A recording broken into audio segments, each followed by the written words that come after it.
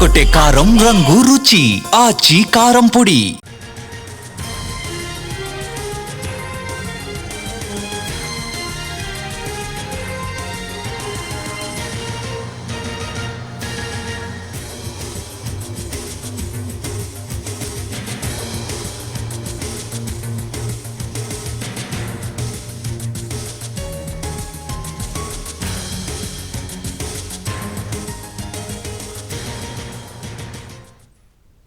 నెల్లూరు నగర mayor Sravanthi రాజీనామాకు collector ఆమోదించారు.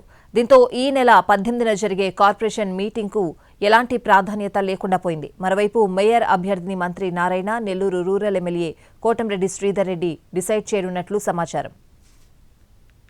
నెల్లూరు నగర మేయర్ పదవిపై నెలకొన్న ఉత్కంఠకు తెరపడింది. మేయర్ స్రవంతి తన పదవికి చేసిన రాజీనామాను జిల్లా కలెక్టర్ ఆమోదించారు. స్రవంతి రాజీనామా లేఖను తొలుత జిల్లా కలెక్టర్ ఉన్నతాధికారులకు నివేదించారు. ఆ తర్వాత కలెక్టర్ ఆమోదం తెలుపుతూ నిర్ణయం తీసుకున్నారు. దీంతో ఈ నెల 18న జరగాల్సిన కార్పొరేషన్ మీటింగ్ సాధారణ సమావేశంగా మారింది. నూతన మేయర్ని ఎన్నుకునే వరకు ఇన్ఛార్జ్ మేయర్గా డిప్యూటీ మేయర్ ఉండనున్నారు.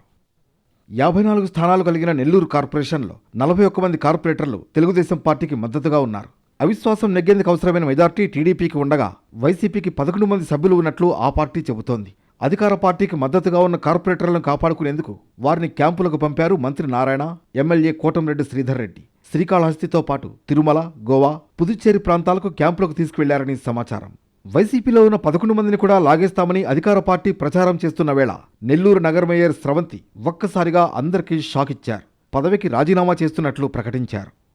ఇప్పటికే అధికార పార్టీ వ్యూహాలకు వైసీపీ ఉక్కిరిబిక్కిరైంది. కార్పొరేటర్లను తీసుకువెళ్లడం ద్వారా టీడీపీని నిద్రలేపింది వైసీపీ. దాంతో టీడీపీ చర్యలు వైసీపీ నేతలకు నిద్ర లేకుండా చేశాయి. ఆ పార్టీలో మిగిలిన కార్పొరేటర్లంతా తమ పార్టీలోకి వస్తారని టీడీపీ లీకులిచ్చింది.